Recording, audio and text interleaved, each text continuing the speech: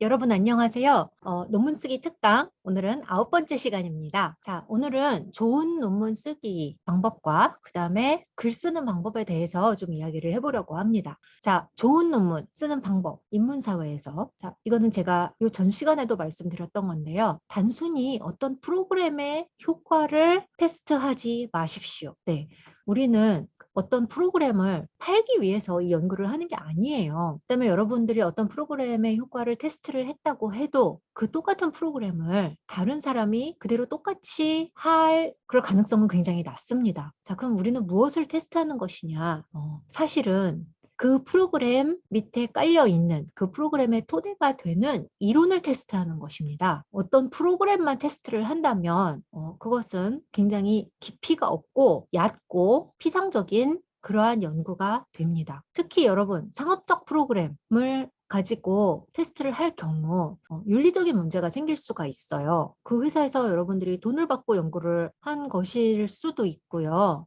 실제로 인문사회가 아닌 과학, 공학 이쪽에서는 기업체로부터 돈을 받고 그 회사의 비타민을 먹었더니 뭐 이렇게 좋아졌다든지 그 회사의 뭐 콜라가 더 맛있다든지 네, 이러한 비윤리적인 일들이 굉장히 많습니다. 네, 그래서 자기가 어디서 돈을 받고 연구를 할 때는 그것을 꼭 명시를 하게 되어 있어요. 특히 기업체로부터 돈을 받고 하는 경우 연구 윤리 문제가 생길 수가 있기 때문에 그것을 반드시 밝혀야 합니다. 자, 인문사회의 경우는 그런 일은 그렇게 흔하진 않지만 그러나 여전히 저에게도 그러한 요구들이 자주 들어옵니다.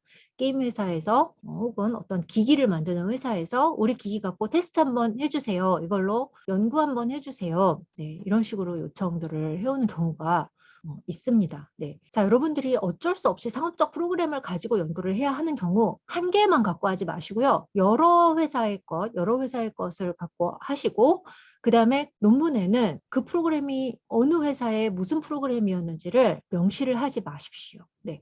우리가 알고자 하는 것은 그 프로그램, 그것이 뭐 교육과정이든 게임이든 AI든 그 프로그램 밑에 깔려 있는 그 이론을 테스트하는 것이지 그 프로그램, 그 회사의 그 상품을 테스트하는 것이 아닙니다. 그거는 그 회사에서 할 일입니다. 자, 그래서 가볍고 얕은 연구를 하지 마십시오. 이론이 토대가 되는 그러한 연구를 하십시오. 자, 그다음에 여러분 어떤 프로그램의 효과를 알아보기 위해서는 이제 실험 집단과 통제 집단이 있잖아요. 그런데 통제 집단이 아무것도 안 하는 경우가 있어요. 네. 그 비교하는 그 다른 집단은 비교 집단 혹은 통제 집단은 아무것도 안 하면 안 됩니다. 그렇게 되면은 이쪽 실험 집단은 이제 여러분들이 뭔가를 투입을 해서 프로그램을 돌리는 거잖아요. 무엇을 하든 올라갑니다. 네, 무엇을 하든 올라가요.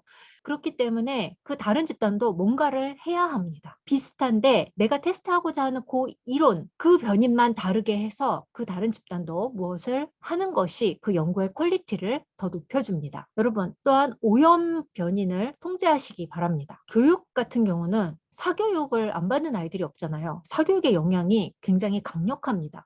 내가 학교에서 뭐를 할 때 예를 들면 수학 연구를 한다 했을 때 이것이 내 교육 때문인지 그 아이의 사교육의 영향인지 구분을 하기가 굉장히 어렵습니다. 그다음에 이게 긴 기간 동안 여러분들이 연구를 하시면요. 특히 어린 나이의 아이들, 유아, 그다음에 초등학교 1학년 정도까지도 어린 나이의 아이들을 데리고 수개월 되는 연구를 하시면은 아이들에게 있어 자연적인 성숙이 일어납니다. 애들이 똑똑해지는 거예요. 그러면 이게 연구 때문인지, 이게 이 중재 때문인지, 아니면은 애들이 그냥 발달해서 그런 건지 알기가 굉장히 어려워집니다. 실제로 많은 사이비 치료사들이 이 아이들의 자연적인 성숙을 마치 자기의 치료의 효과인 것처럼 홍보를 하는 경우가 대부분입니다. 네, 그 치료 때문이 아니라 걔는 그냥 스스로 자란 거예요. 자, 여러분 사이비 연구자가 되지 마십시오. 아이들의 성숙을 반드시 고려를 하셔야 하고요. 때로는 연구의 제한점으로 넣는 것도 좋습니다. 여러분이 연구를 계획을 하실 때 무엇을 어떻게 측정할지, 양적 연구를 할 때 무엇을 어떻게 측정할지 신중히 결정을 하십시오.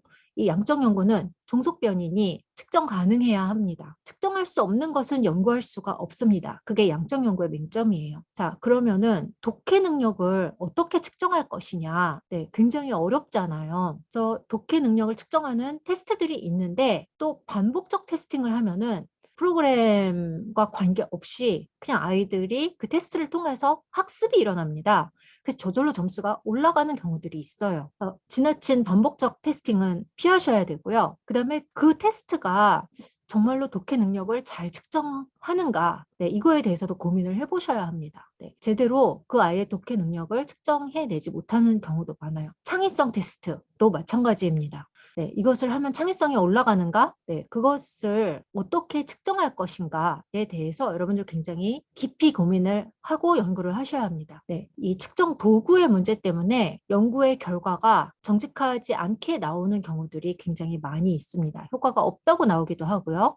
아니면 효과가 없었는데 효과가 있는 것처럼 나오기도 하고요. 그다음에 여러분들 정말 궁금한 것을 연구하십시오. 연구를 위한 연구는 퀄리티가 높아지기가 굉장히 어렵습니다. 네, 여러분들이 정말로 궁금한 것을 연구를 할 때 연구의 퀄리티가 올라갑니다. 그 이유는 정말 궁금한 것은 여러분이 보통 왜를 묻기 때문입니다. 이거 왜 이럴까? 이것이 궁금하거든요. 네, 그렇게 연구자가 왜에 대한 답을 찾다 보면은 연구의 퀄리티가 올라갑니다.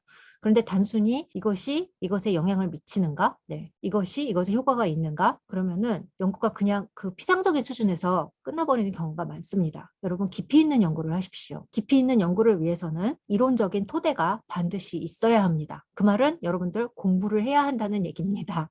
네, 공부를 많이 하시고 열심히 하십시오. 논문을 쓰기 시작하면서 아마 대학원 생활 중에서 가장 공부를 많이 하는 시기가 될 텐데 논문 쓰는 시기가 되기 전부터 충분히 이론 공부도 하시고 다른 사람 논문도 읽으시고 하시기 바랍니다. 자, 그다음에 글쓰기 기술에 대해서 몇 가지 말씀을 드리고자 합니다. 우선 여러분 너무 확신에 찬 말투는 피하십시오. 네, 저는 이것을 톤 다운 시키라고 하는데요. 이것은 뭐 명백하다. 이거는 이것이 확실하다. 이러한 표현은 최대한 피하시기 바랍니다. 여러분, 이 세상 어떤 것도 명백하고 확실한 것은 없습니다. 왜냐하면 우리가 다 저마다의 렌즈를 끼고 세상을 보기 때문에 나는 이것이 확실하다고 생각하지만 아닐 수도 있거든요. 이 지식인은 그러한 지적인 겸손함을 가져야 합니다. 네, 여러분 제가 사이비 연구한다고 했잖아요. 사이비의 특징이 뭔지 아세요? 네, 스스로 굉장히 확신에 차 있고요. 자기가 틀릴 수도 있다는 생각을 하지 않습니다. 네, 여러분 사이비 연구자가 되지 마세요. 톤다운 하시고 여러분 책임질 수 없는 얘기는 하지 마십시오. 이것은 이것의 효과가 있다라는 표현보다 이것은 이것의 효과가 있는 것으로 보여진다. 혹은 보인다. 이거는 이럴 가능성이 크다. 대부분 이러한 현상이 나타난다. 이런 식으로. 이거는 이거다 하지 마시고요. 네. 우리가 책임질 수 없는 말은 쓰지 않는 것이 책임 있는 연구자의 자세입니다. 그 다음에 여러분 글을 쓰실 때 꾸미는 말을 최소화하십시오. 여러분 어떤 사람이 여러분한테 약을 팔려고 해요. 그런데 그 약장사가 여러분한테 이 약 먹으면 진짜 진짜 진짜 좋다? 이거 정말 정말 효과 있다? 이렇게 얘기하는 것과 여러분 이것은 이것에 효과가 있습니다. 이것을 먹으면 건강해집니다. 이렇게 말을 하는 것과 어느 것이 더 신빙성이 있나요? 이거 진짜 진짜 진짜 재밌어. 네, 뭐 친구들끼리는 그렇게 얘기할 수도 있겠지만 어떤 길 가는 모르는 사람이 여러분을 붙잡고 이거 정말 정말 정말 좋아요. 한번 드셔보세요. 라고 했을 때 여러분은 오히려 그 사람에 대한 신뢰가 낮아질 것입니다. 꾸미는 말, 정말, 매우 이런 거 없어도 되는 말이잖아요. 없어도 되는 말들은 다 빼십시오. 그리고 객관적으로 표현을 하시기 바랍니다. 이것은 효과가 있는 것으로 나타났다. 네, 효과가 있다. 이것도 너무 강한 표현일 수가 있습니다. 정말, 대단히, 강력한, 확실한 이러한 꾸미는 표현들은 최소화하시기 바랍니다. 그다음에 양적 연구와 질적 연구 글쓰기가 좀 달라요. 양적 연구에서는 나라는 표현을 쓰지 않는데 질적 연구에서는 나는 이런 이 연구자의 존재감이 훨씬 더 적극적으로 드러납니다. 그거를 고려를 하셔서 글쓰기를 하셔야 하고요. 양적 연구자는 양적 연구의 문화에 맞게, 질적 연구자는 질적 연구의 문화에 맞게 글쓰기를 하시기 바랍니다. 그것은 여러분이 공부를 해서 하셔야 합니다. 질적 연구자가 양적 연구 같은 글쓰기를 하시면 안 되고요. 양적 연구자가 질적 연구 같은 글쓰기를 하시면 안 됩니다. 그다음에 이거는 영어에서 좀 많이 문제가 되는데요. 수동형, 영어는 이제 수동형을 굉장히 흔하게 쓰잖아요. 그런데 APA 양식에서는 수동형은 될 수 있으면 쓰지 말고 능동형으로 쓰라고 그렇게 안내를 합니다. 자, 우리말도 제가 아까 보여진다라는 표현을 썼는데요. 사실은 그것보다는 보인다라는 표현이 더 정확할 것 같습니다. 네. 그래서 수동형은 최소화하시고 그다음에 무생물이 주어가 되는 경우는 최소화하시고 능동형으로 문장을 쓰려고 노력을 하시기 바랍니다. 그다음에 이거는 많은 사람들이 흔히 하는 글쓰기의 실수인데요. 한 문장은 한 문단이 될 수가 없습니다. 적어도 두 문장 이상이 되어야 하고요. 영어 같은 경우는 적어도 세 문장 이상이 있어야 그것이 한 문단이 될 수가 있습니다.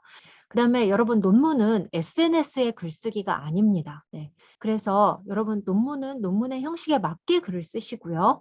그래야지 여러분의 논문이 더 신빙성이 있고 객관적이고 과학적인 자료로 받아들여지게 됩니다. 그다음에 여러분 표절을 주의하십시오. 무엇이 표절이고 무엇이 표절이 아닌지는 제 다른 비디오에 제가 설명해 놓은 것이 있으니 한번 찾아서 보시고요.